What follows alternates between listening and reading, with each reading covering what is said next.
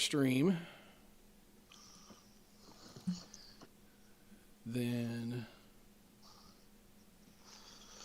okay, So got that everything's done. being thrown for a loop because I don't have Skype on my phone. And I was trying to join on my phone. I don't remember my password to my Facebook stuff to log in on my Uh, computer. oh, don't you love that? So, There we go. Okay, let's see. Yeah, we're actually live, believe it or not. I'm going to go ahead and do my due diligence and share this around while we're sitting here. Q's been a part of the podcast a handful of times. He knows the deal. We'll sit here and talk about whatnots for a little while and let everybody file in.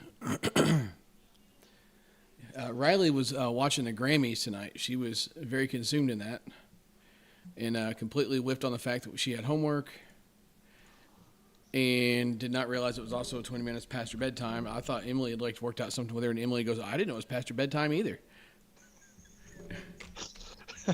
she's living her best life, man. Oh, dude, no doubt. Uh,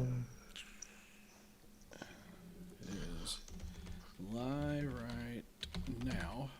Okay. I'm going to post that right there. I'm going to put this right here. Then I'm going to come down here. I'm going to switch over to that. So did you get your nap taken after we attempted to hit today? no, I did not. No. I would have Tragic. liked to. Unfortunately, I came home and done some laundry and caught up on a little bit of the housework. Yeah, it sounds responsible. I don't know if I'm about that life. I mean, it was quite a debacle getting going this morning with a text message that said last minute BP session. Well, yeah, you're welcome. I knew you'd show up, though. I knew you would. I mean, we have one rule with me. It's when and where. It's not can do, it's when and where. Right. Let's see. So we got that shared there. Oh, all right. So we got that done. So we are going to chat about. I think we got some viewers pouring in here a little bit. So we're going to chat about Challenge Cup tonight, among some other whatnots that I'm sure we'll get dove off on. I figured we get season 10 started with a bang. I know we'll talk about this all again here in a little bit as we're letting people file in. You went down and had yourself a run at the Challenge Cup. Finished seventh out of what, 50 teams? Was there 50 or was it 53? Okay. Yeah, I mean, I know maybe not quite what you had in mind, but I mean, you never upset with those results. So we'll chat with Q about everything that goes into that and the hot topic. I'm not going to put you on the spot too hard here, okay? The hot topic is going to be everybody thinks they want to build a Challenge Cup team until they have to build a Challenge Cup team.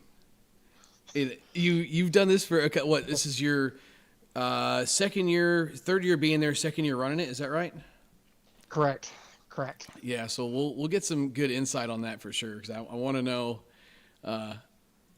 Everybody makes it sound like it's this easy thing to do, but is it really? The easiest part is getting on a plane and flying to Florida. Yeah. If you know the truth. Yeah.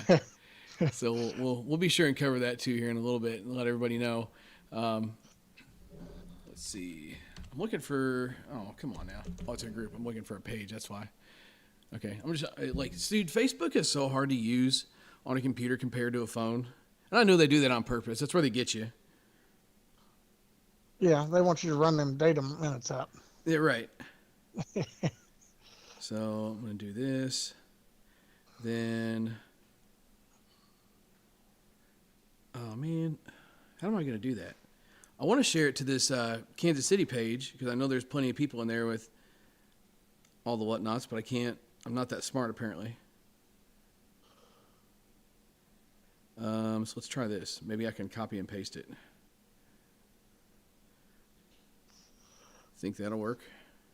It might.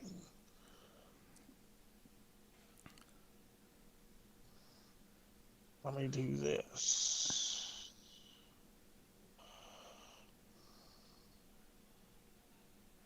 Oh, dude, I should post this anonymously, even though I'm literally the fucking BP hero.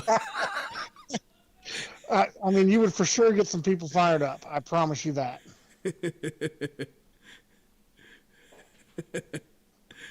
They enjoy their anonymous comments up there. That's what you should have joined this call as, was anonymous. Well, I really don't know anything about joining those pages for the fact of I try to stay away from them, and the older I get, the more I learn that there's a lot less drama if I stay away from them kind of pages. Oh, submitted for approval. Oh man. But it does always make for good reading whenever you're in there on your throne during the days. Right.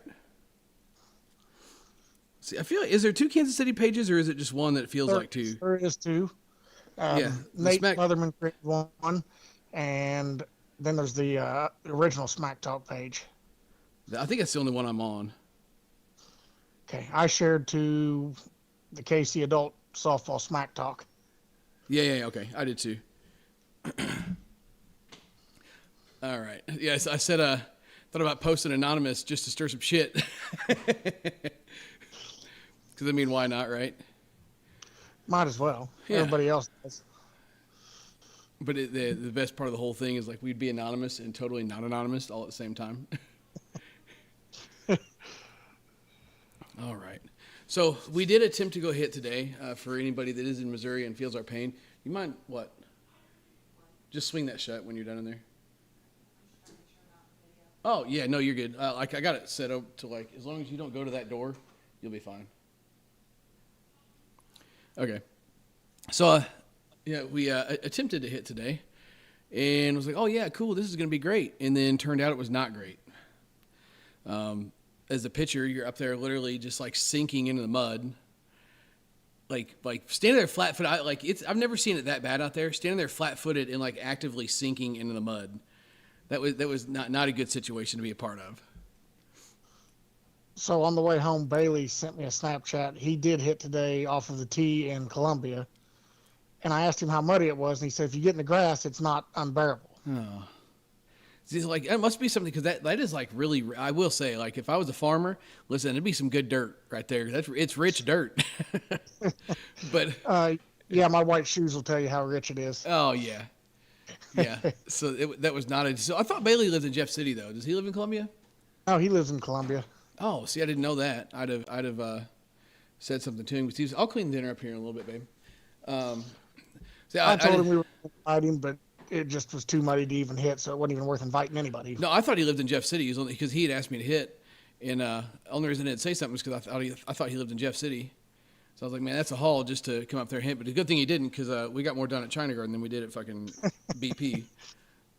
So pretty sure we could have hit in Salisbury today too, by the way. Just so Are you serious? Yeah, I drove by the fields afterwards, just curious. They were pretty dry on the infield. Lame. God, that chaps me a little bit. I ain't gonna lie. So maybe we should have checked minor field in. I was gonna say something earlier to you, and then I was like, all I'm gonna do is ruin the rest of his day if I say something. Bro, listen, I'm a pretty tolerant person, but man, like that had me annoyed beyond like belief. Just the fact I couldn't even we're already hitting from close too, which always messes with my timing. We're hitting from close and then pitching from close too. It's like everything's like cutting your head off, and if you put any hump on it to try and control it a little bit, then then it's coming straight down by the time you hit it. That was all around a bad situation. I don't know what we were thinking when we did that. Somebody just needs to hit the lottery so we can just get a turf field and call it a day. That's also another option here. Well, you got to play the lottery to win it. Yeah, I ain't doing that either. No, because I get aggravated with that 70-year-old man every morning when I'm in Casey's, trying to get my caffeine fix, and he's standing up there for 20 minutes trying to figure out what $3 lottery ticket he wants to play and then what $5 scratcher he wants to. Oh, well, what kills me is they get the scratcher and then they scratch him off like right there in the in line. Like he's like trying to check and see if you want or not. Like, bro, this ain't a casino. Like, go somewhere else. Like, I'm just trying to get my breakfast pizza and get my energy drink and get out of here. But people can't make stuff easy, right? No, and it's always at your favorite place to go to. The convenience store that happens to sell gas. Yeah, you're right. Yeah, hey, listen, yeah, Midwesterners, if you for whatever reason don't go to Casey's for the pizza and just happen to get gas while you're there, I don't know what you're doing with your life. And anybody that's not from the Midwest and can't enjoy Casey's, and you happen to be passing through, I just do know it looks like a gas station, but it's actually a pizza place. Let's see. Oh, I got Eric in the chat. What's up, Eric? How you doing? No BP out here. Getting some rain. Okay. You guys playing League this year? Just got an email from my Thursday night team. I don't know what I'm doing yet for League. Haven't quite decided. I always say I'm going to play every year, and then I never end up playing. It just, whether it be for one reason or the other. So I'm hoping to maybe get something going. The springtime doesn't work very well with Hayden's baseball stuff going on because, he's playing a whole 162-game schedule in a month and a half. Oh, God, we lost Q. Oh, there he is. So, so the spring will be hard, but I wouldn't mind getting in on some summer action, too.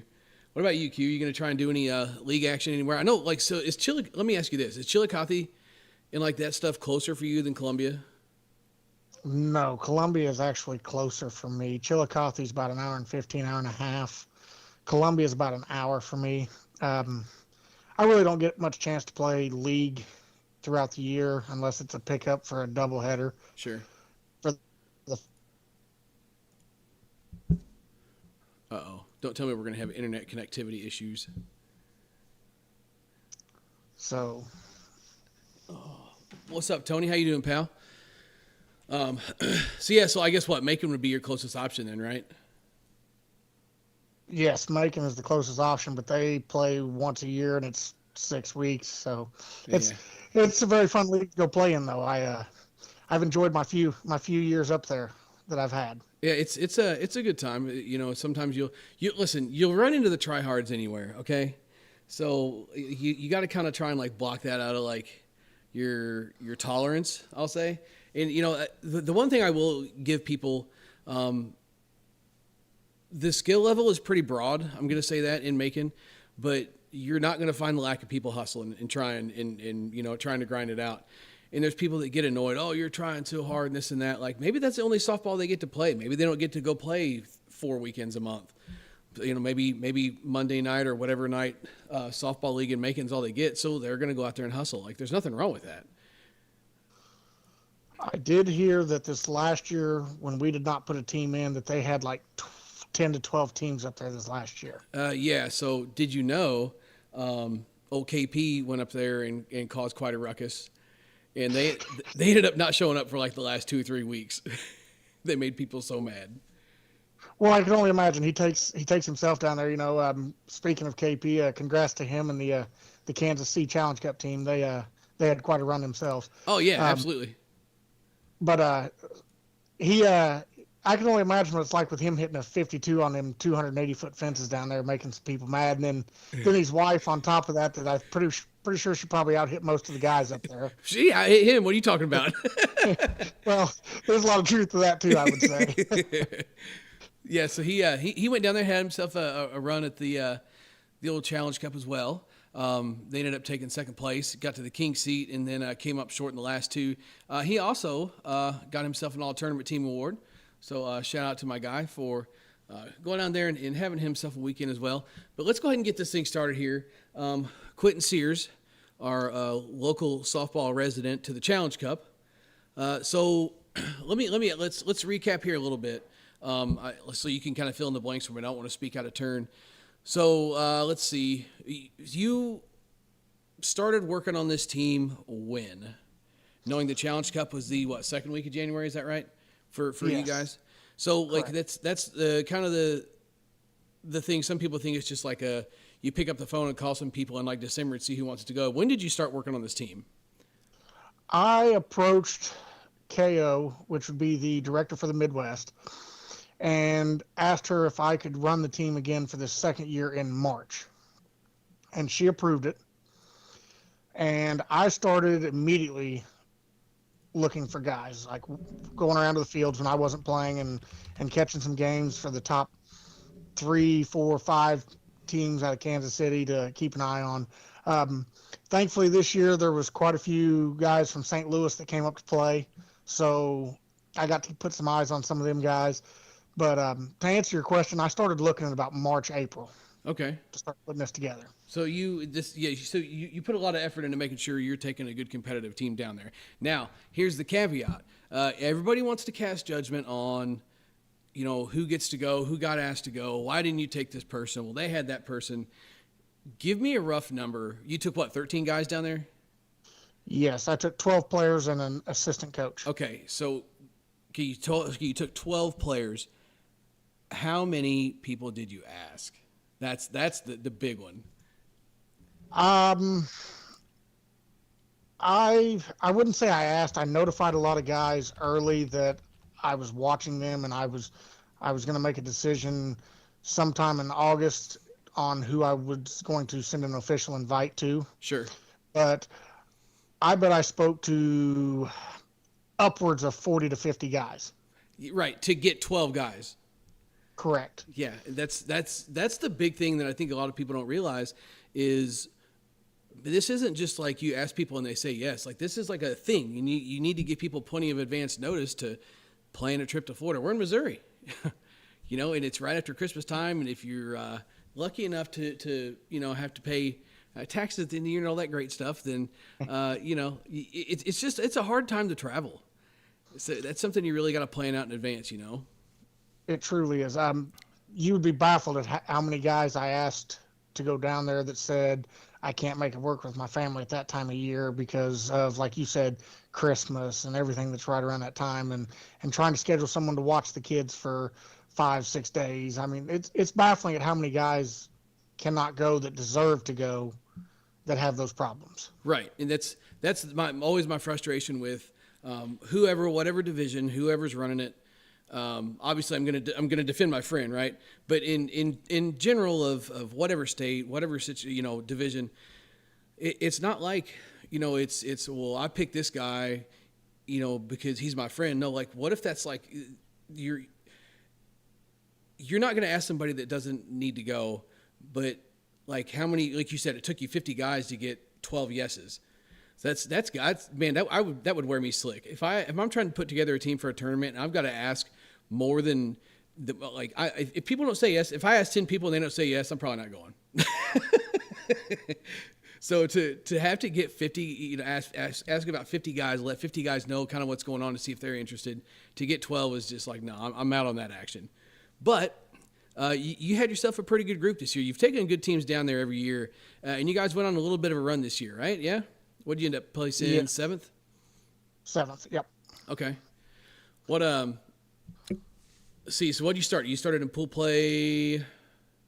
We started pool play Thursday afternoon. Okay. At 2:00. Okay. And you play 2 pool play games, and they done it bracket style this year instead of actual pool play. So what they did was they stuck 4 teams to a pool. The 2 winners went to one side, the 2 losers went to the other side. Oh, okay. I didn't realize that. And that's how they seeded them then. I guess it would probably be a little bit better as far as like kind of determining how do you want to put that?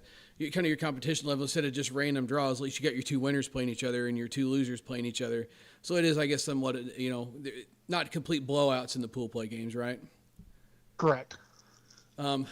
So the other thing I kind of mentioned this. I was talking with Brian the other day. You played what? So you had your 2 pool play games and then played 6 bracket games. No, we actually ended up with a first round bye. Oh, because that's right. we won our pool.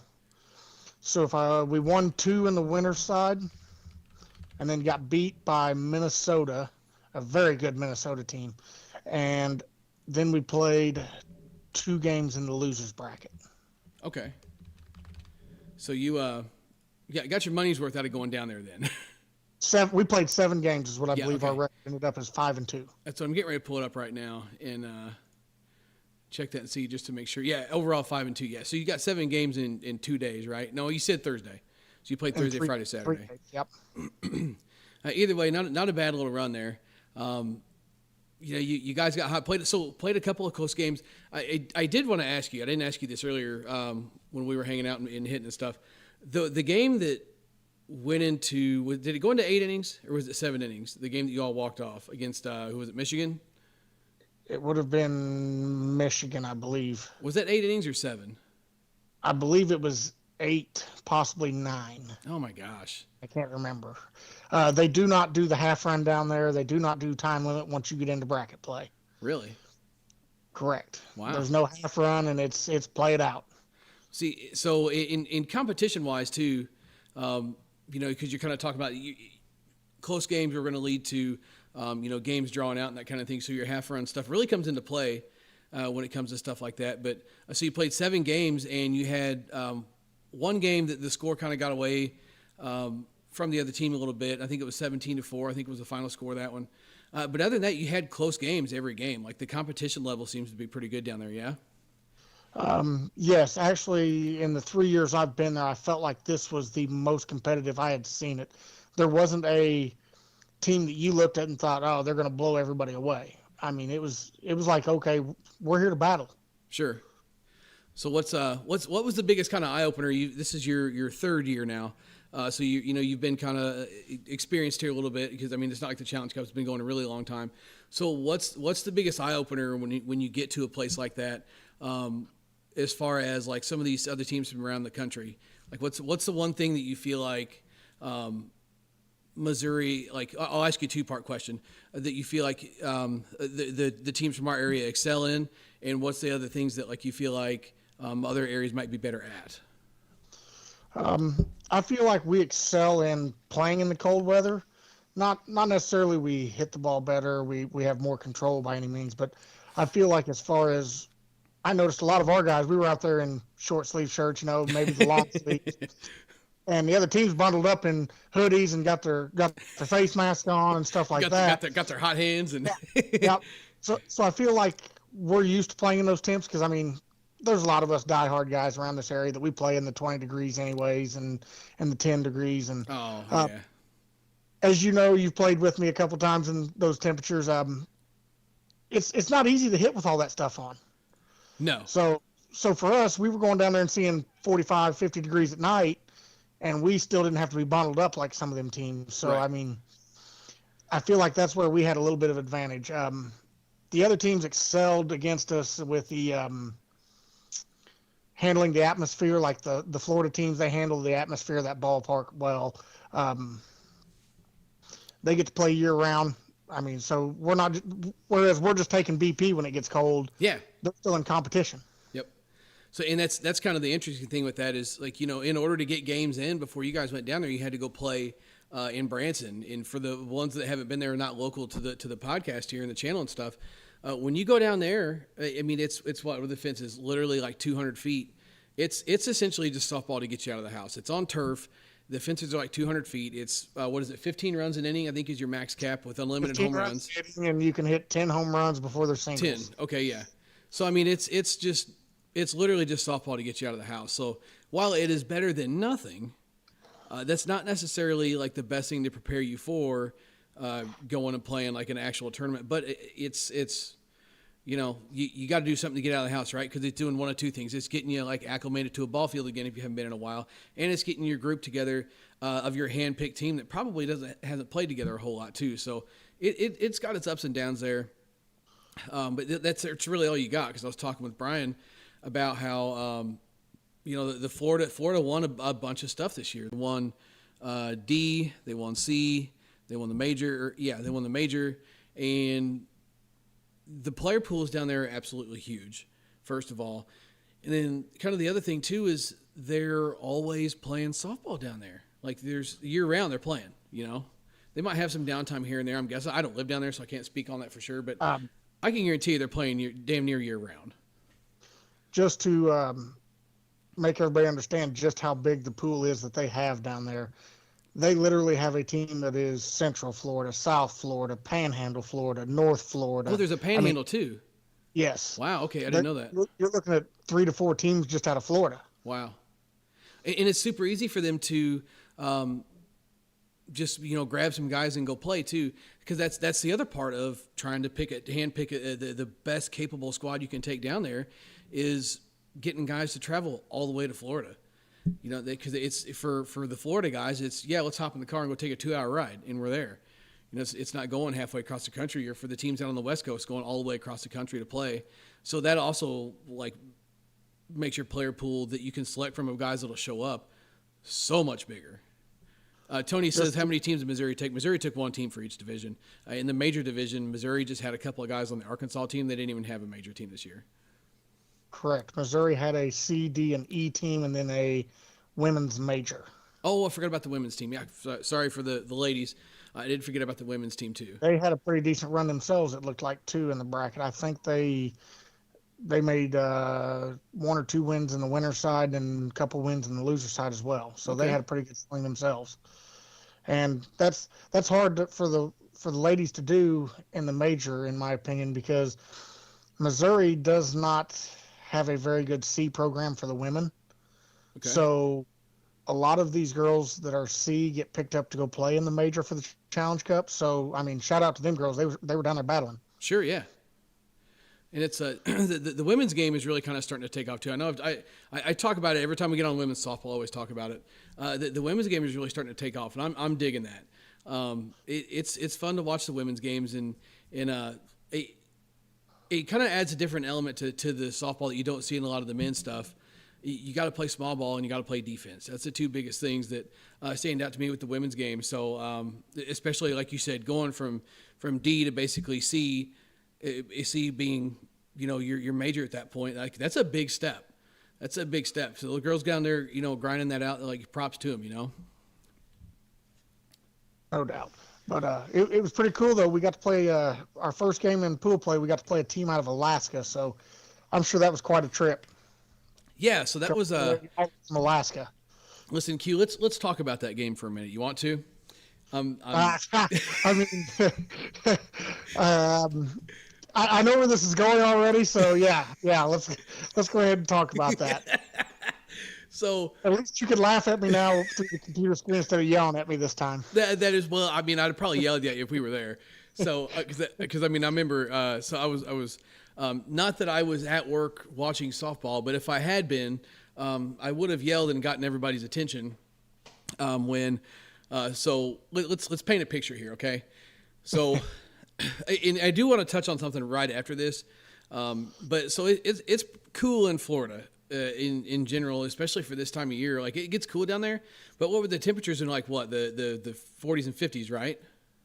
At night, they were getting down into the low 40s. During the day, the highest we've seen, I think, was 62, 63 at most. So the ball is flying. Did you hit? Was jumping. Were you hitting hardcores or just regular pro-ams? So the E Challenge Cup was hitting the hardcores. Okay. Everybody else was hitting the regular pro-ams. Okay, it's kind of what we figured. So these Alaska guys show up, and I'm just going to be honest here. You see a team from an area like that, it's like, who do they got? Like, well, I don't know. I don't live in Alaska. I don't know what they do up there. I mean, obviously they're playing softball to some capacity, but you just don't know what kind of team's going to show up. Listen, they were no joke though. No, they were scrappy. To iterate on what you said about not knowing what they were coming, we had 3 or 4 guys at the Airbnb looking through their roster, trying to figure out what they did have exactly, because we were all just kind of baffled at how many guys can Alaska really choose from to come down here. I mean, yeah, right. That's what I'm saying. What's going on? And it showed that there was a couple guys that were ranked B conference at one time, like 3 years ago or something. Oh, yeah. And we all kind of made a joke about how, well, he was probably B conference because they have a total of 13 guys to choose from to play at B, And yeah, we thought it was funny. And then we come out to play that game the next day, and don't get me wrong, we were prepared. We knew not to overlook anybody, and they kind of punched us in the mouth to start, and we didn't know what to expect. So listen, those guys were hitting the ball. They hit the ball very well. So in to the point that they ran out of home runs fairly early, yeah. Third inning. Yeah. Third inning they were out. So then and we were out the 4th inning. Well, yeah, I was gonna say then when did Missouri run out? Then so something that's a bit of an adjustment, going from playing some of the D stuff here and then getting down there. So usually, you got just a home run will, used to be DBOs for a long time. Now they're inning ending. You guys went back and forth 4 times, right? They hit 4 in total. I know you remember saying that, but you went back and forth 4 times, right? Correct. I believe it was through 4 innings. We went back and forth. We looked it up in the book after the game. We had hit 2 IEOs to their 4, but it felt like a lot more on our end because it was basically 1 or 2 pitches for us, and we did at least look at the umpire and kind of laugh and tell him, "Hey, your field's back on time now." Right. Just made it 7 innings. We literally, I remember at one point we come out in the 6th inning. And we looked at the umpire and said, "How much time is left?" And he goes, "Well, there's only been 20 minutes go by. There's 25 minutes still left in this game." Yeah. So it was funny though. It's not to and whoever hit these IEOs, if you happen to be watching, I'm not making fun of anybody besides Quinton because that's what I do. So it's funny to watch. You see one guy take a swing, everybody walks off the field. The other team comes up, one guy takes a swing, everybody walks off the field. But we'll say four outings, two whole innings, 2 complete innings of just back and forth. I was like, what am I watching? And what did we learn with that, Q? Did we learn that we don't hit the first pitch shoulder high when we're out of home runs? Did we learn that while we were down there? It was the second pitch shoulder high because the first one was a ball. In all fairness. So excuse me. So you had a chance to keep a ball down. Okay, got it. Well, there was no chance of keeping the first one down. It was going straight up to the catcher if I'd tried to hit it. I mean, which I think I did at one point in the tournament anyways, was hit one to the catcher. So, well, I mean, at least you gave the 2 other guys behind you a chance to make some outside inning. I'm just saying. The funny story to go along with this is the inning before, the top of that inning, our pitcher comes out, Ben Kuhn, and I mean, he pitched his ass off for us all weekend. He did. He pitched. He comes out, and he says, 1 pitch inning. And we all kind of laughed and said, "Yeah, let's do it." Second pitch of the inning, he gives up the home run, and he's coming off the field, and he kind of takes his helmet off and shakes his head. And I said, "What's wrong, Ben?" He said, "I said 1 pitch. That was 2. Not good enough." And we all kind of laughed. But the guy hit the ball, and I looked at the umpire, and I said, "Man, these guys they went from chopping straight down to it to no back control." And he looked at me and he said, "Well, you guys are up." And I said, "Yeah, I'm leading off, though, and I usually don't walk into home runs like this. I said, I'm usually pretty good at keeping it down." I see the second pitch, and I blow it out in right center, and I kind of put my head down, start to walk to the bucket, and I hear the umpire look at me and go, "Big boy." So yeah. Glad dude's got jokes, right? Yeah. So it was kind of funny to watch those guys go back and forth. And so in talking about that, obviously, again, I don't know a lot about Alaska. I know it gets hot there, but I know it stays cold there. I don't know what's going on, but I can speak on the teams in the continental part of the United States. I think there's a decent amount of teams that maybe aren't very don't get a chance to hit a cold softball like that a lot. We're not accustomed like we are. So I feel like the Midwest and kind of the northern teams did have a bit of an advantage there because I mean the ball was absolutely flying down there. I mean, it was kind of crazy. Like at one point I wondered if you were hitting hardcores just because of the way the ball was flying. But then you got to remember too, because you think Florida, you don't think of the cold other than you see people walk around like Eskimos this year because of all the weather that was going on. But I feel like that was definitely an advantage that you guys had over some of the other teams was the fact that you're used to hitting the cold ball. You know kind of your limits and you know like, okay, if I hit this ball, it's going to do this. Or if I hit something kind of higher, like, you know, the one you hit out, like you knew the second you hit it. You hit that ball in the heat, it might stand a chance of staying in. So I feel like that is kind of an advantage that some of the Midwest and Northern teams had. Like, I feel like you guys did a pretty good job of controlling it and keeping it in for the most part. I honestly think when I looked back through the stat book earlier after we had talked about this, I think I counted a total of through 7 games, I think 3 or 4 IEOs total, yeah. And we hit in 1 game. Yeah, right. I mean, you can't complain with that. Which one of those I couldn't even be mad at him because for one, he's pitching and he's throwing 2-pitch innings, so you really can't say nothing to him when he does Right. it. And it was a ball that never got over the fence. I mean, I think it grazed the yellow as it went over the top because Ben just blistered that ball. Yeah, absolutely. You know why, don't you? was probably because it wasn't at his shoulders, and Well, there's that too. See, that's how I know I give Q too much shit, because I was actually being serious for once, but he thought I was just gonna dig in on him again. But no, he swinging Iron Man, bro. Come on. yeah, I was afraid we were going to get to that part of this conversation. You should have knew that was coming. But he was, and he swung that Iron Man very well all weekend. As a matter of fact, in our 6-3 game against Minnesota, with the wind blowing in from left field and it blew straight across that diamond, he hit a ball about 340, 350 backside with it. Oof. On his front foot. So I mean, and it was another one of those that never got 4 foot over the fence. Right. He scorched the ball all weekend. We had a lot of guys that scorched it all weekend, though. I mean, if I'm being honest, Ben just stands out to me for the fact of when you pitch that much, they don't expect you to keep that pace up whenever you're hitting. You're just kind of a pitcher at that point, and anything you do at the plate is a plus. But Ben takes that seriously. I mean, he's there to hit first and pitch second. Yeah, and he did, dude. He, like you said, I mean, he pitched his ass off all weekend. He played well on both sides of the ball. You guys had a lot of guys that played really well on both sides of the ball. It was kind of good to see that Missouri had a hell of a showing in D and in C. So that was really cool to kind of see and cheer my guy on in watching that stuff. So the one question I do have: did you stick around and watch the championship at all, or did you bounce out? No, it was. I'll be honest, I booked my flight before I went round trip, and I paid the extra $30 to change my flight for free. So I booked the cheapest flight there and back. So I had a 7:30 a.m. flight home Sunday morning. Hey.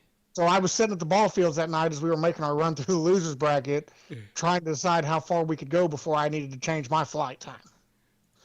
So I went plumb until we got beat out with my phone out, checking to see how much time I had to change my flight.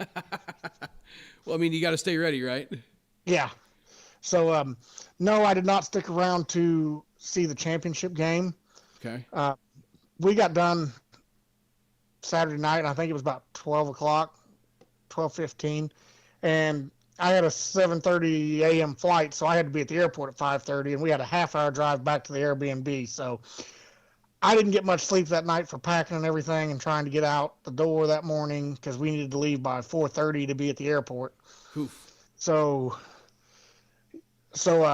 I didn't get to pay a whole lot of attention to what happened. I was checking the bracket on my flight home occasionally. Central Florida made a heck of a run. I mean, everybody knew they were coming, though. They had quite a few of them boys from that Stay Drippy team that won D Worlds this year. Right. And they were known for having tournaments where they played 7, 8, 9, 10, 11, 12 games all throughout the year. So for them to get on that run was just, walk in the park for them, right? Correct. But one thing that most people will not realize about them is when they ran out of home runs, they started all swinging a blue DeMarini bat. Really? Corn dog. Are you serious? I'm dead serious. Wow. So I wonder, do they do that normally, or do you think they did that because of the cold? I'm going to guess they do that normally when they're out of home runs because them boys were still tattooing that ball with that wooden bat. Yeah, see, that's how you got some hitters on your hands too, Now, I will say that from a catcher standpoint, there was quite a few balls I felt like that were fielded on our infield that had they had a normal composite bat, they get through. Really? Yeah, there was a couple balls that you could tell they struck them well, but they just weren't traveling like they were off the the Iron Mans and stuff like that. They weren't traveling the same. Sure, and it's I mean that's going to be something that's going to be fair, but that's impressive though to be able to just bust out a wood bat and just keep hitting. That tells you the level of hitter that those guys are. That a wood bat doesn't slow them down a lot. It didn't. I mean, we played them guys in the stadium and we had a great battle with them in the stadium. We went to extra innings in there with them. They broke that corn dog out, and I mean, you didn't notice. I mean, they just still done what they wanted with it. Wow, that's crazy. That's absolutely crazy. I guess I didn't realize that. I was watching, just kind of bounce around and watch. I remember watching one of their other games too. I guess I just, you don't really, you watch, but you don't pay attention. Even being a bat junkie, I'm not looking at every single bat that comes up there. But hey, props to those guys for getting out there and getting it done with a wood bat, right? to be honest, it took me about 2 innings to figure it out, and I was playing catcher. Yeah, well, I mean, so did they have more than one? It's different, but I just couldn't put my finger. I just thought, well, maybe they're not barreling it quite the same. Well, I walked out and I picked it up and I went to hand it to the next batter, and that's when I knew. Something's going on here. Yeah. That's good. So let me tell you this. This is your third year at the Challenge Cup.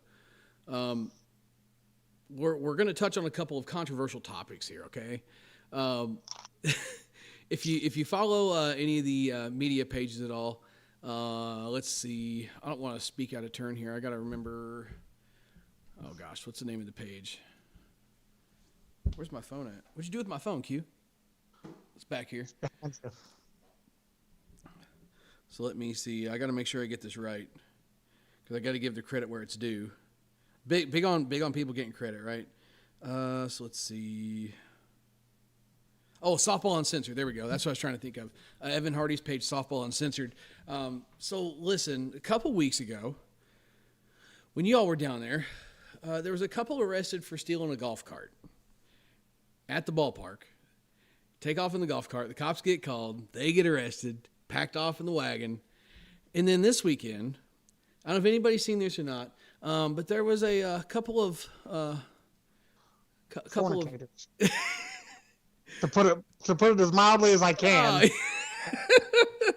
I don't even know how to say it at this point. He posted that in there, in his group talking about that, and I was like, okay, because he's saying I'm hearing that this happened, and I'm like, yeah, okay. I'm thinking, somebody's probably like snuck off in the upper deck somewhere in the back row, getting weird real quick. Whoa, okay, just whoa at the. I'm not even telling anybody to go look, or I don't know if it's still there, whatever else. There was video to confirm they were doing the thing in, like people just walking right by him. Did you ever get to see that video? No, I have not looked it up yet. Literally, I was just like, what am I watching? Like, what in the Florida Man in a news article am I watching? Like, whoa, like, is the Challenge Cup just out of control this year? Like, what's the environment like? Where I'm going with this, what's the environment like down there as far as, are people down there partying? Are people taking this stuff serious? Is it a mix? There's a mix of things that happen down there. On a whole, I feel like everybody shows up and kind of just plays the same way they do at home. They're there to, have a few beers and talk a lot of smack like we all do on the softball field, and take care of business. But I mean, it seems like for the most part, everybody's there to have the same goal in mind. I mean, everybody's there to try and win. I don't see a whole lot of the drinking. I mean, you see a few guys here and there drinking beer, but you don't ever see anybody get out of hand. Sure. Now, I did see a third base coach get thrown out because, well, he was drunk for one. Oh no. And he deserved to be thrown out for what happened. I don't remember what two teams are playing now. Maine's coach. Okay. And the only reason I remember is because they had the ugliest cream-colored jersey I've ever seen in my life. Q's just going to go ahead and say it. If you're from Maine and you wore the jersey, I'm sorry, but it was an ugly orange cream-colored jersey. I'm pretty sure you probably heard me behind your dugout say it at one point. But I can't remember who they were playing, but the shortstop took a line drive, and it looked like it knuckled on him at the end, and it went off his forehead. And it hit hard enough that it hit the fence over behind third base. The third base coach was drunk, and he was over there screaming, "Too hot, too hot, too hot." Oh, no. And the guy is laying on the ground, and he hasn't moved. Like, he's got himself propped up with one arm from the word go. Yeah. Hasn't moved. And everybody's walking towards this guy out there at short, and third base coach is standing over there jumping up and down screaming, "Too hot still." Yeah, let's not do that. And after they got the guy taken care of, the umpire walked over to him and told him to get off the field. Well, yeah, I mean, dang. All of us guys from Missouri were in agreement on that too. Like, it's one thing to say it once and then you realize the guy's hurt, but I mean, when you're standing over there just mocking him over it, yeah, that's you don't need to be a part of what's going on down there. Yeah, I can completely side with that. That's a bit wild. That's across the line. You've gone too far at that point. Yeah, yeah. And the best part about it was he was over screaming too hot, too hot. The next two guys literally come up and fouled out to the catcher. Apparently, maybe he was the vibe they needed and they didn't have it no more, right? I guess so. So what's Q's a big seafood guy. Big seafood guy. How many times did we eat seafood on the last trip? Oh, every chance I got to go to a meal, I ate it.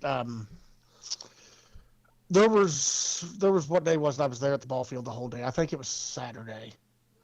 Yeah, it was Saturday. I was there at the ball field the whole day. So I pretty much ate.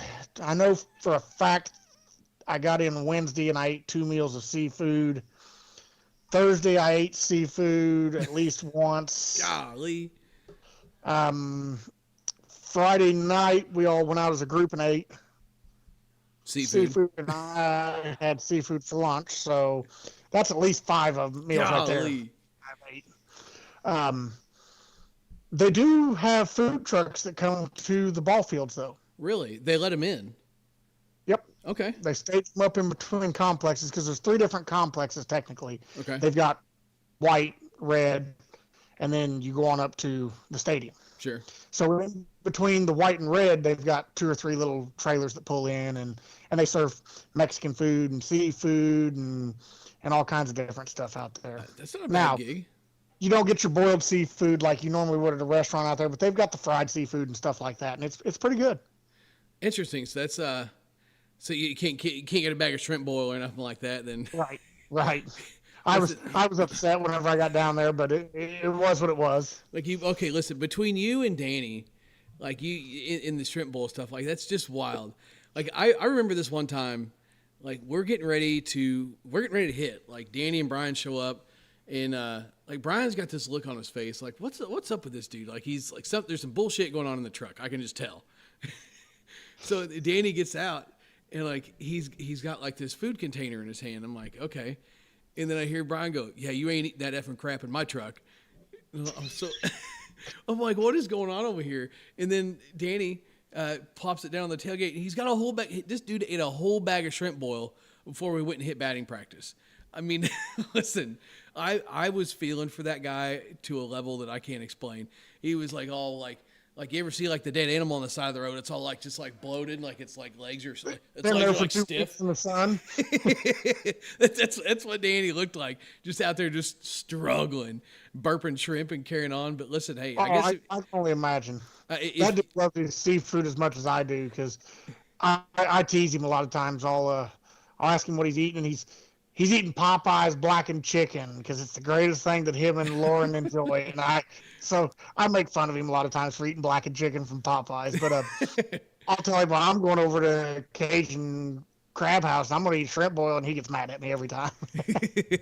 Hey, that place is good though. Don't sleep on it. Oh yeah, no doubt. So you got you plenty of seafood in, had yourself a good experience down there, taking 7th place at the Challenge Cup. We're going to try, I'm going to try and get KP on here one day, maybe later in the week or maybe even next Sunday. And we got to see how the C team did too, right? Got to get the story from those guys. Made it all the way to the championship and came up short in the last 2 games. But man, what a run that was though. And the hell of a run you guys made too. But we're going to dive off topic here a little bit. All right. Okay. So we've chatted about the Challenge Cup. We've Challenge Cup for about almost 40 minutes now. So we're going to change gears here a little bit, Q. Okay. We're still going to stay on softball, but we're done talking about the Challenge Cup, all right? So here's the deal. Where is the best place to go for breakfast when you're headed to a softball tournament? Let me hear you say it. Let me turn my headset up. Buc-ee's. Okay. Oh, okay. That's fair. But if you're, you I'm not going into you on this one. Don't even try it. But I will refuse till the day I die to give in and tell you that is a good place to eat. So okay. So no, listen, are we about to fight? Is that going to happen right now?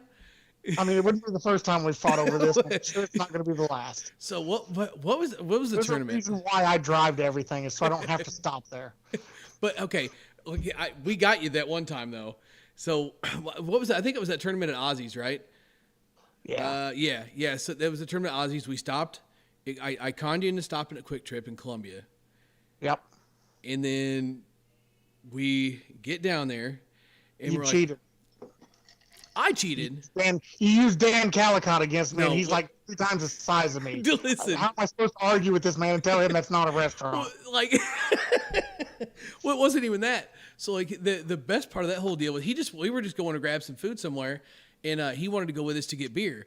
Well, there had been some I'm gonna choose my words wisely here.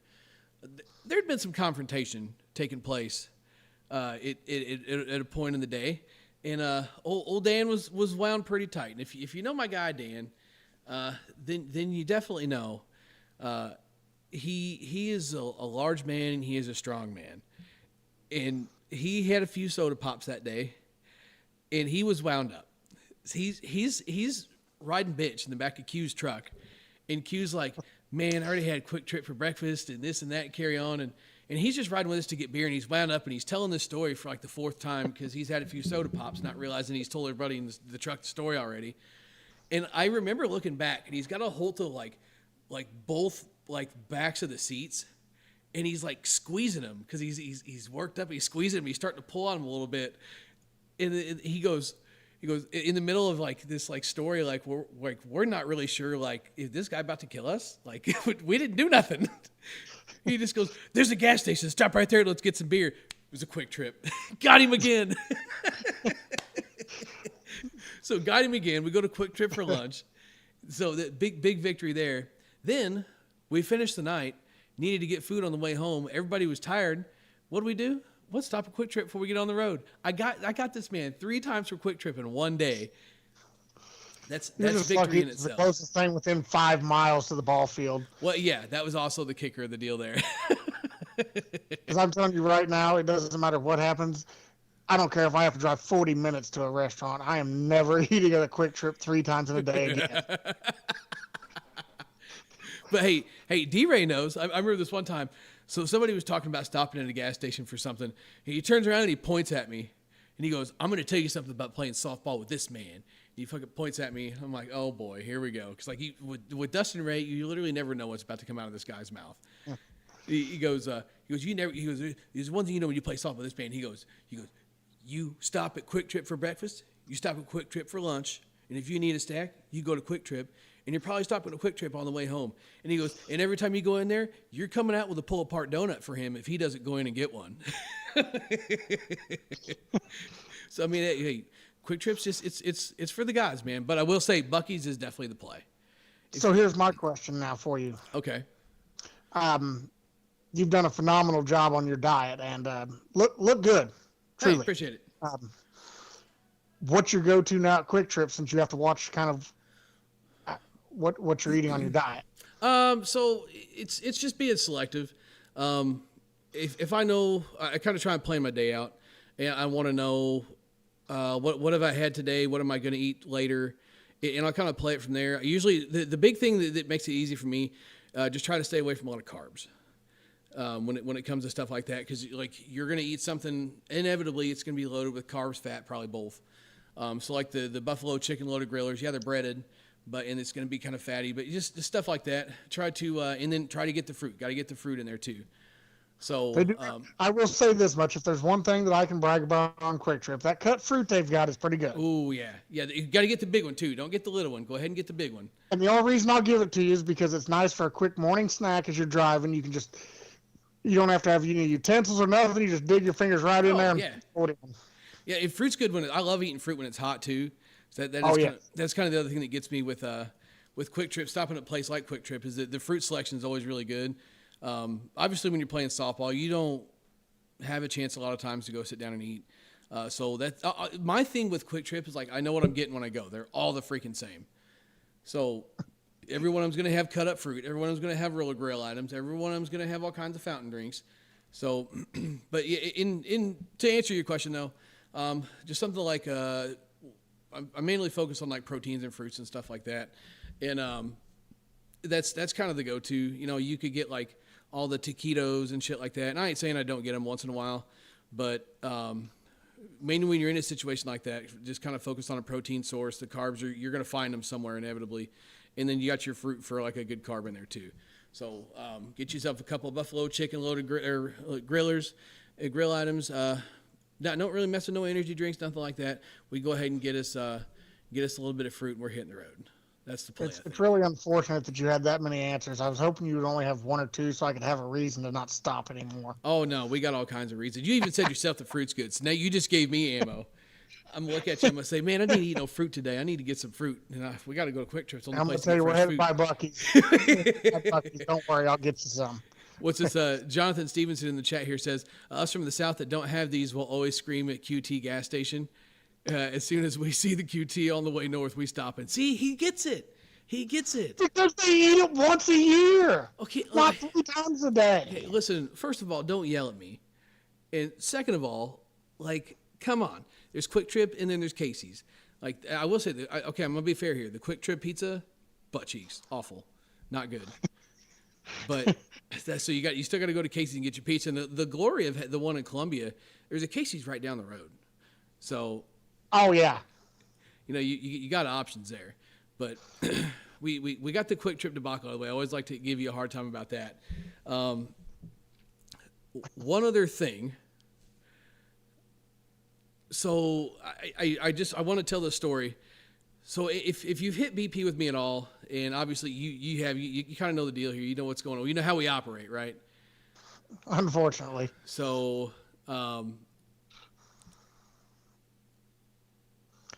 yeah, nose goes. Nose goes. You just know the deal. Nose goes, right? Right. If you hit with us, listen, if anybody here watching this, you haven't hit with us before, and you show up, there's a group of usually more than three or more, and you see someone going like this, you better hurry up unless you want to hit first. That's just going to be the rules of this deal. But I've got everybody at work started on nose goes. Like, oh, no. Oh, it's great. Dude, it's so great. Like, there'll be people all the way across the room. Like, I'll put my finger on it. There'll be people, not even on our line. There's people, they'll just reach up and do it. They don't know what's going on. They know they're not getting stuck in the stuff. So we always do the nose goes to see who's going to hit first. And I've carried that into some stuff at home. And, like, it's a thing at work now.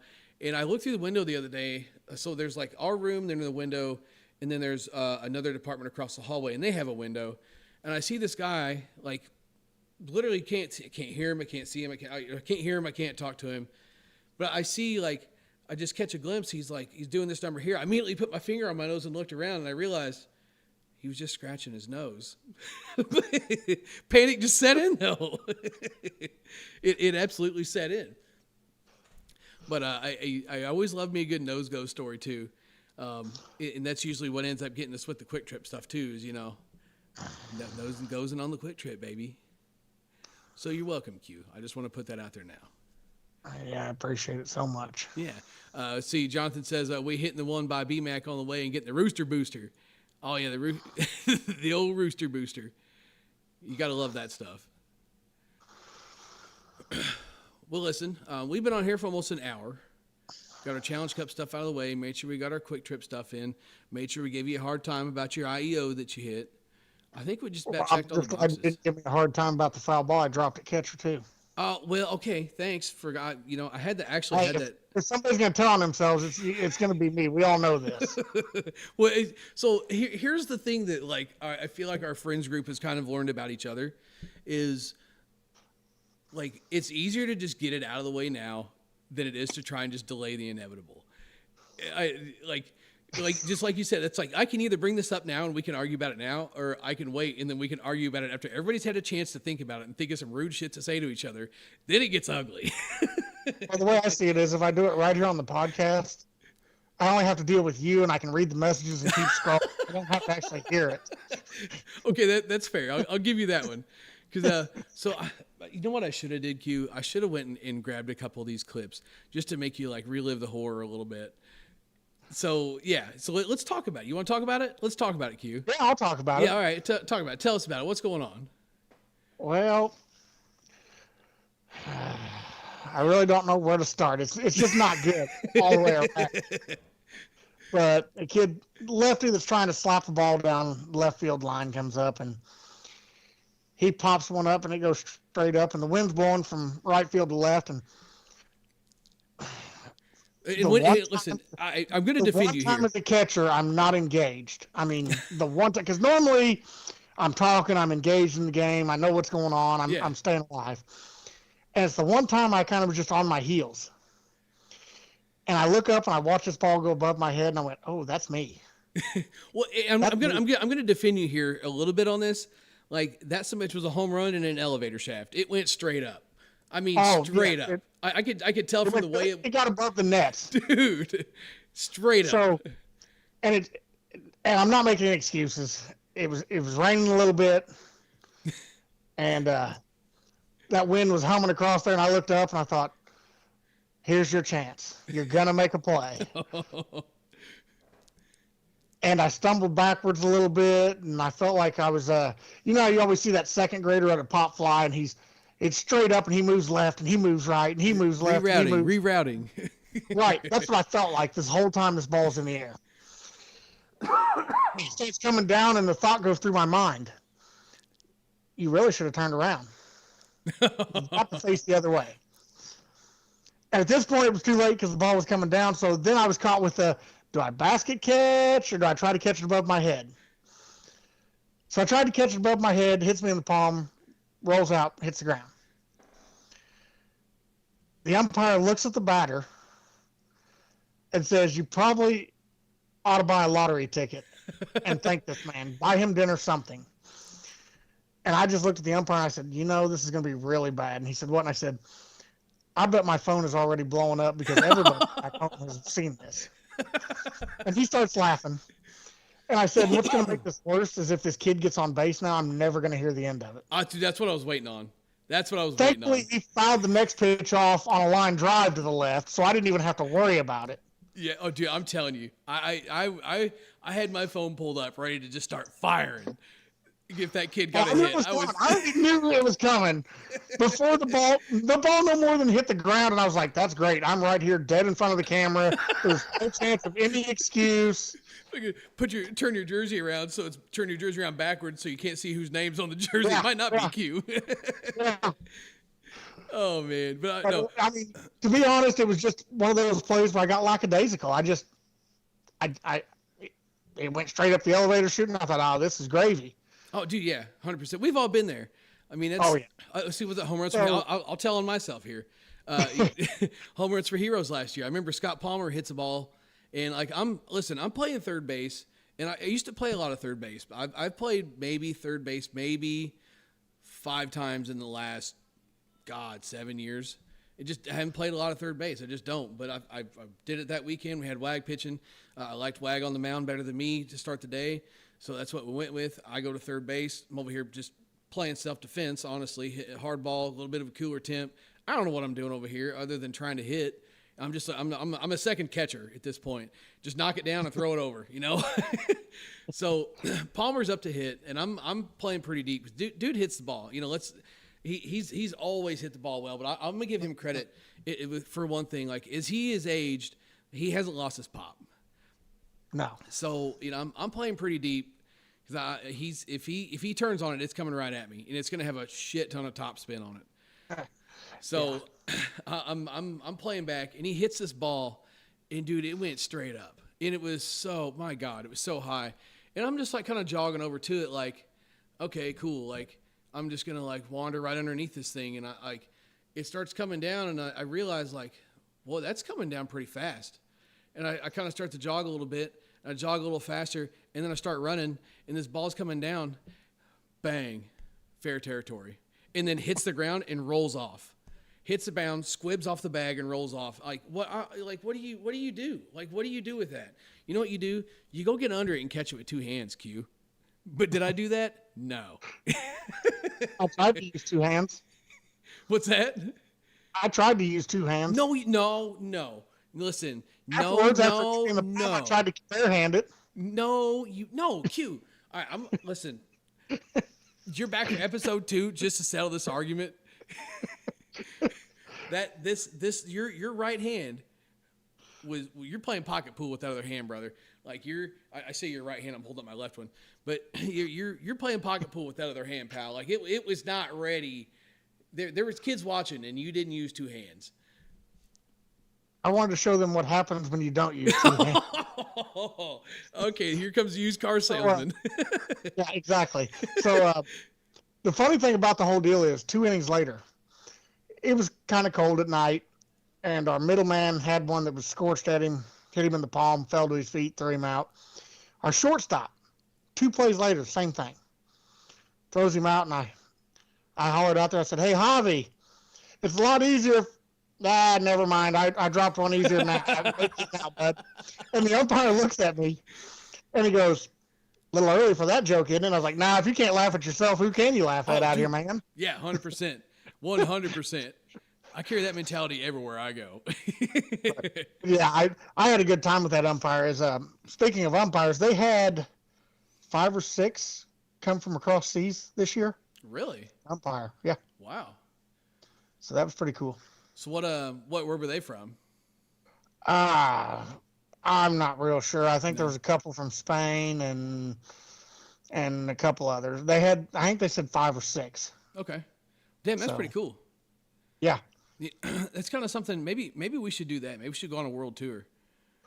Go overseas and play some slow pitch over there, because they do play over there. Maybe not as much as we do here. They actually have a world tournament of some sort, like a USA team goes over and plays in. Mm-hmm. They done it last year, and I think we actually done pretty well over there. I'd have to look. Because we're the United States of America. Duh. But anyway, something like that. Undefeated in world wars. But anyway, not getting down the politics road tonight. Tyler Logan says his phone was blowing up when you forgot to turn around on that ball. Oh, I can only imagine. So real quick here, because nobody's safe from catching a little bit of heat around here. Okay, let's talk about my guy Juice. All right, so like this man. This man, all right, I'm telling you guys, for you guys that don't know, this man, there's hitting a softball hard, and then there's doing to a softball what this man does to a softball. All right? And it's not only can he hit the ball hard a lot, but he's also, it's great, he's line to line. Dude, he's such a good hitter. But maybe at this point in his stage of things, maybe he's just kind of there to hit. But I'm going to give him props. He went out there and he played him some third base, even with the bag, Quinton style. But, dude, listen, he almost got his pee-pee blown off. I'm just putting that out there now. Nobody was safe, including him at third base. At one point, he looked at me and said, I think it's your turn to go get some stitches. And did you go? No. You're doing a wonderful job over there. You got her, bud. And I left him over there. Man, I felt for that guy, though, man. I mean, it was just a freaking sizzler. And, like, I didn't realize at first. Like, I thought, like, it had, like, hit his glove and glanced off until you told me. Like, it actually got the inside of his leg. And, dude, yeah. Like, and it's taken nothing away from, like, he still made plays over there. So I'm not taking anything away from his skill set. But that ball was, I mean, just it did the same thing to me. I mean, it hit 100%. So, like, but man, props to the guy for getting in there and just playing even with the bag. But boy, he wore that thing, and I thought, boy, I thought it got like off the heel of his glove. And when you told me it went off the inside of his thigh, I was like, I'd have probably just went home. I'm done. I'm taking my ball and I'm going home. Yeah, them boys. That game was against Central Florida, and his first swing of that game, he hit a two-run bomb, I believe, to straight center. Yeah. And their first baseman, he liked to chatter, and it was good, friendly banter, and in between the lines like there is. He starts looking at our dugout screaming, "They brought him down here for one reason and one reason only. They brought him here for one reason." Oh yeah, I remember the story. So Juice comes back up the next inning, and I mean, he hits an absolute seed. I believe it was back up the middle, and he kind of just looked over at us and he said, I guess he can hit a little. And we were like, yeah, but we didn't bring him here for one reason. And in the very next inning, he snaps the ball, and I mean, it's the guy roped it. And Juice didn't just catch it at his chest, like the rest of us would have done. He was making a point that he wasn't there just to hit, and he literally snapped it out in front of him and just kind of stared into their dugout for a minute, threw the ball back to the pitcher, and just stayed right there even with the bag and waited for the next one. Oh, man. Listen, that is not a guy I'm getting in any kind of engagement with. If he wants to talk, hey, listen, bud, talk as much as you want. Like, nobody's stopping that guy. He is a very large human, 6'4", probably. Man, I'm not even gonna try and guess a weight because the dude's huge and it's solid. He's a solid human being. Scary sight is him tagging up from second base and coming at you at third when you're coaching third. I'm not sure if he's going to get a shut down when he gets to the bag or he's going to run you over. Get him a runoff lane there a little bit. What do you call it? The runaway ramp like you see in the mountains? Yeah. Damn, that's funny. To answer a question in the chat, Tyler Logan, my favorite moment or play, the most comical one was when we subbed Tyler Logan in to run for Juice in the stadium. Yeah. He was just going to be an assistant coach, but we were going to use him as a runner when needed. And Albert at the time was our backup pitcher, so we didn't want to burn him to run for Juice. Sure. So we subbed Tyler in. And, of course, he's not expecting it. His legs aren't loose. He hasn't been stretching, nothing. Goes to second. Ball gets hit to the outfield, and he's a pretty important run at that point in the game. I think we were tied up, maybe up 3 in the 5th inning, something like that, and we needed every run we could. Right. He gets to almost third base, and wouldn't you know it, out of right center field, oh, no. Right in front of him, so he stumbled, but he didn't go down. Boy, I thought he was going to wipe out and eat turf. But, hey, again, nobody's safe, all right? Right. I told him, I said, don't worry, that sniper watches third pretty hard, bud. Let me see here. Brett Whelan. Yes, he got melted kind of like I did against Carnage. The only difference is he stayed in front of it and I wouldn't. Tough. Yeah, that's well. Listen, that's a topic for a different day. We ain't going there. All I can tell you is I read the morning newspaper through that thing. But anyway, I think we're going to wrap it up for the podcast. So I got us a couple softball stories out of the way. Talked about Challenge Cup. Talked about Quick Trip. Through shot a few shots. Nobody's safe around here. I think we just about covered everything we needed to cover on this here podcast. Yeah, I would say so. I mean, just remember, guys, Challenge Cup is about taking the best guys down there. One thing I've learned over the years, if you're going to sign up to be a coach or you get asked to be a coach, it's not always about the best talent to take down there. You want to take talented individuals, don't get me wrong, but you got to understand you're taking 12 to 15 guys that have never played together. So you've got to find guys with the personality to mesh as well. Right. I've been fortunate enough here in the state of Missouri. We are very friendly people for the most part. We try to root for everybody else, and we make sure to try and get along. So it's I've been fortunate enough to have it easy on the side of I can pick up just about anybody that's talented and they can mesh. But that's a huge part of going down there. You've got 12 to 15 individuals staying in one house for the most part. You're trying not to hurt feelings or anything. You need people that'll mesh. Yep. And that's what makes it hard. Also makes it hard that Q's got a smoker's cough. But anyway. Something like that. You don't even smoke. Never have, never will. Unless it's a grape swisher. Oh, we ain't got time for that story. But hey, one bright side to this. Let's talk about this real quick. One bright side, you get your team together, you go to the Challenge Cup. At least at the Challenge Cup, you don't travel 4 states away and then play another team from the same state. Okay. Right. It seems like that happens if you go to Worlds. If you go Winter Worlds, you go to Florida for Worlds, you go to GSL Worlds in Vegas. You always end up playing somebody from your damn state every time you go somewhere to travel to play some different competitions. So at least you didn't have to deal with that. But continue with what you were saying, though. But no, everybody thinks it's easy to go out and find these guys and put these teams together, and it's not. So the biggest thing you can do as individuals is if you think you should have been selected, ask him, talk to him. Fair. And that's probably going to put you on the watch list for the next year. I mean, there's a couple guys that I had no clue they were even on the spectrum, didn't even know who they were. Contact me. Went and watched them. It was too late. I'd already had my team put together, but I went and watched them. They're on Sure. my radar for next Sure. year. Yeah. So make sure you're supporting each other out here. I mean, that's what this is all about at the end of the day. Sure. There's too many negative guys throwing shade around when they should. I mean, how do you expect somebody to go be good if you're not supporting them? Well, I mean, you could just post anonymous and air your grievances, or But the point is, we are good in the Midwest. We do have talented individuals. We proved that this year. Try to support each other. Yeah, That's what absolutely. football needs again. Support. Yeah, it needs that, and it's one of those deals where, I really try and choose my words wisely here, especially when I know we might be drawing a little bit of a crowd, or know some people might be catching up with us later. Don't forget where you came from. I feel like there's a good number of players that want to look down or want to cast judgment, or maybe they are a really good softball player playing at a high level, and kind of want to look down and talk down to some of these guys that are up and coming, or just good at the level that they're at, and that's just where they're at with things.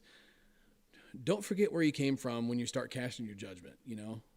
That's my big thing with that. And I'm going to be the first to say, like, have I poked fun at the Challenge Cup a handful of times on my Facebook page and stuff? Yeah. Because I mean, there's a lot of politics that goes into it when it comes to certain things, but at the end of the day, like, it's still the best players in the state going down there, and like it has came along in the what, I think this is the fourth or fifth year of the Challenge Cup as a whole. I think like the 7th or 8th, actually. Is it really? Okay, I didn't realize it'd been that many years. It's starting to turn into something good. I was talking with Brian about that earlier. I got to get Brian on a podcast. He's so scared to talk on the camera, but I'm gonna get him on here one of these days because we were talking about that earlier. Like, it's the program is getting better. And in closing, I'm going to ask you two-part question. What's one rule that you like that the Challenge Cup has, and what's one rule you would change or make up or change? The one rule I do like is that you're only allowed in D, because they set the rule of you can only get so many per team based on how many teams are registered in that state. So with Missouri having 50 plus teams registered in D, I'm only allowed to take 4 from each team. Oh, okay. So I like that rule for the fact of I'm not a guy that's looking to pick up 7 guys off of one team to go down there that I think are better, because now I have to actually stop and look at who is talented, who's maybe on that team that goes up there and goes 1-2 every weekend, 2-2. I'm actually forced to look at every team's guys to see who's talented. No stone I'm not unturned. just best record from a team. Yeah. One rule I would change is that you can't play together. I think that they should allow you to take your team and play more than the 2 or 3 tournaments before you go down there. Like, I think I should be able to have my team set up by October and finish out the year with that team. Oh, okay, that's fair. Yeah. Because then you're not looking for 12 guys to mesh. I can mesh you here, and then when we show up, we're ready to play. Yeah, say like once Worlds and all that stuff is over. Yes. Yeah. Okay, that's a fair point. I like that. The one thing I'm going to add to this, and it's not, again, choosing words wisely here. I do wish that there was more support for the teams to get down there. And trust me, there's probably a lot more that goes on that I don't see and I'll never know about. But I wish there was ways to make it easier to get these guys down there, because I don't know, because you haven't told me specifically if the reason was ever given to you. But you got to think that the reason some people might say no is maybe just it's like we talked about earlier. It's a money thing. Maybe we just can't afford to haul off and travel to Florida. Maybe it's a deal where I didn't have enough time to get money saved up. It's just not feasible. Like, I wish we could find a way to make it easier to get guys there, whether it's sponsors or that kind of thing, just to make it a little bit easier to justify the trip, right? Because it's not just get down there and play softball. It's somewhere to stay. You got to eat for 3 or 4 days. You got to get there, no matter which way you slice and dice getting there, whether you decide to drive from here or fly down there. $105. Yeah, right. So I do wish that there was more that could be done. Maybe it's something that you start early in the year. You do a 50-50 at every big tournament. You know, or do you do 50-50s? You could do bat raffles, drawings, giveaways, whatever, just to try and help kind of facilitate that a little bit and keep yourself prepared in that aspect, you know, because it make it a lot easier for you too to sell this Challenge Cup to guys if you know, hey, everything's paid for. You just got to get there. No doubt. I wouldn't have to ask 40 guys probably if everything was paid for and you just show up. Yeah, 100%. And that's what somebody just said in the chat here. You know, support the Caleb team. Schweigert, that's one of my studs I took down here the last 2 years. That boy's a standout, and he's going to go big places.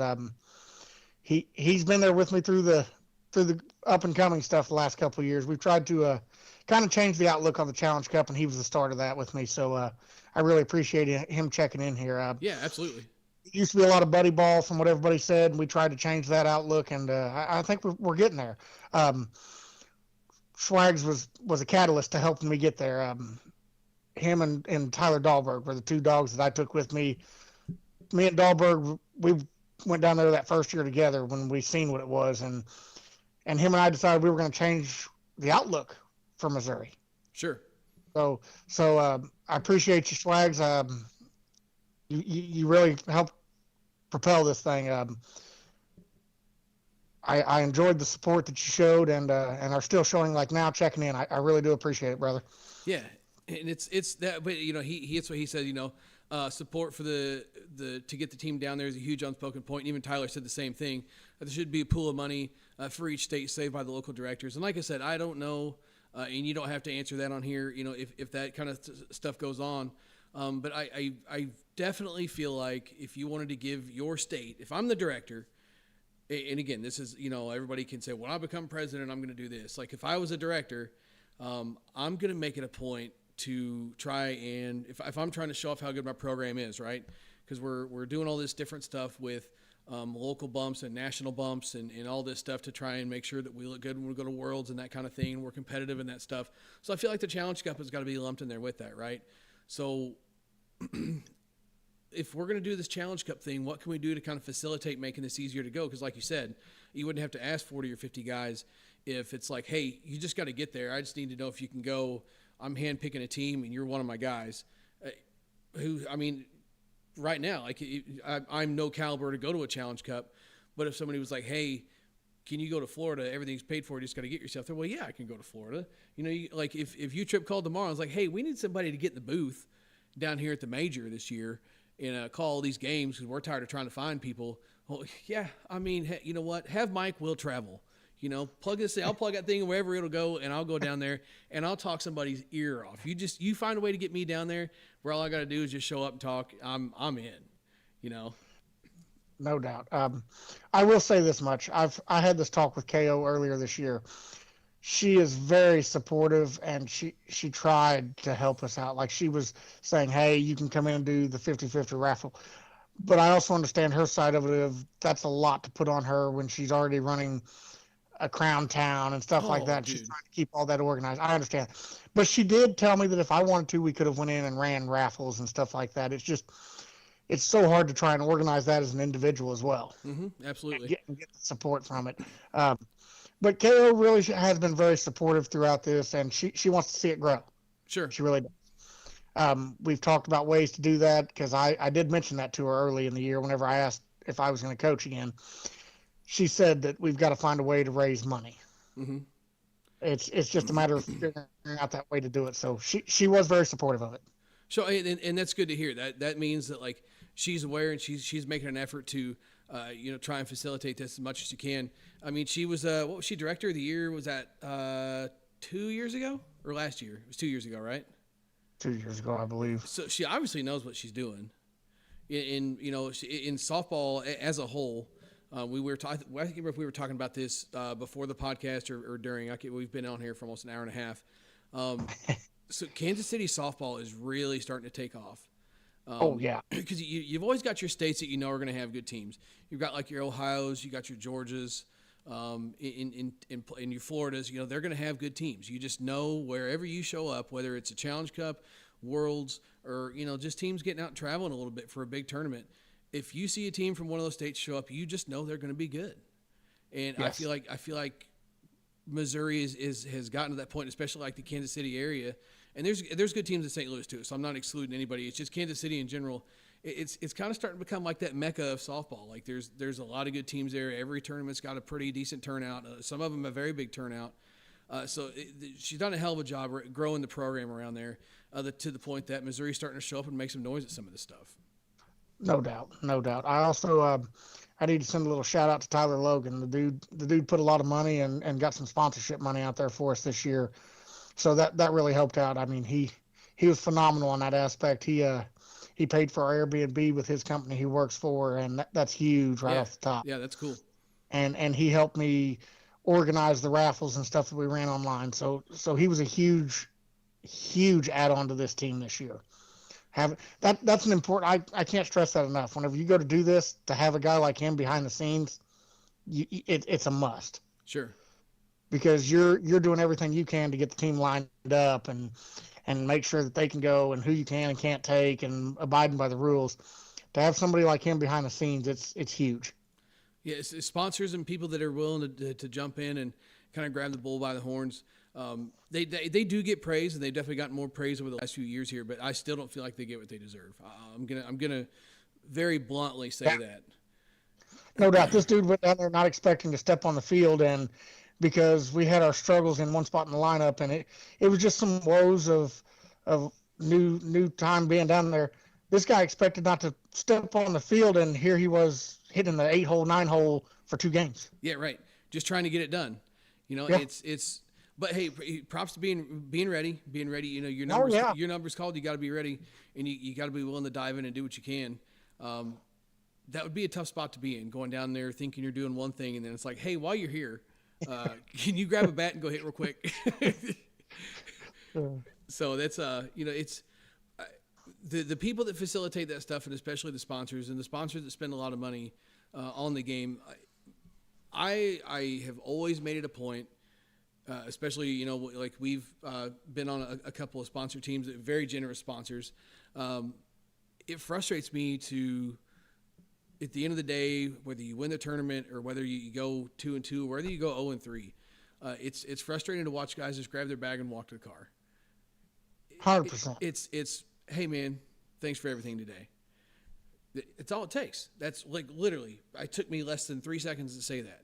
Hey man, thanks for everything today. Really appreciate it. Thanks for everything for this last couple tournaments. I can honestly say I've been fortunate enough with the last 2 years of the group of guys that I've taken down there have not been scared to show their appreciation towards the guys running it. They all make sure that we know it. And that's a good thing. That's kind of the other part of and that speaks about the softball in this area where I was talking earlier about good people. Mm-hmm. Yeah, I agree. But all right, well, listen. I keep saying we're going to shut this down, and we just keep talking because this is what we do. If anybody wants to know what a phone conversation is like with me and him, they last about this long, and we say we're going to be done this many times. So I think we got it all out. We'll call each other back in a half an hour. Oh yeah, 100%. Yeah, I'll be on the phone about something tomorrow. You know we will. But all right, Q. Well, thanks. Thanks for stopping in and checking it out. If you're new to the channel, be sure and hit the subscribe button down below because I do know I posted this on the Kansas City page. And I don't expect everybody to know who the BP hero is. But if you're here checking it out, we're gonna fire up the podcast again this year, get it going. We're not gonna do 6 episodes and call it quits because we're not about that life anymore. We're gonna get out here and get stuff done. I do know that it is February, but the best of 2025 video will be coming Tuesday. Got the last touches on it tonight. I try and space out the content a little bit. And then I'm going to see if I can't make something out of the absolute nightmare BP that we took today. But it was bad, not ideal. But nonetheless, thanks for Q for coming in and weighing in on the Challenge Cup. We're trying to get a hold of one of the guys from the C team, probably Mr. Muscles, a.k.a. Scott Patterson, and see what he's got to say next week. But Patterson. What did I say? You said Scott. Oh, well, I mean, we can get Scott Patterson on here, too. It don't matter. So for years, I got the two of them mixed up, for absolute years. It's a wonder that I haven't called Kyle Scott to his face yet. But anyway, We'll get it all done. Thanks for everybody stopping in, checking it out. I just keep repeating myself, so I'm going to get out of here. Thanks for stopping in.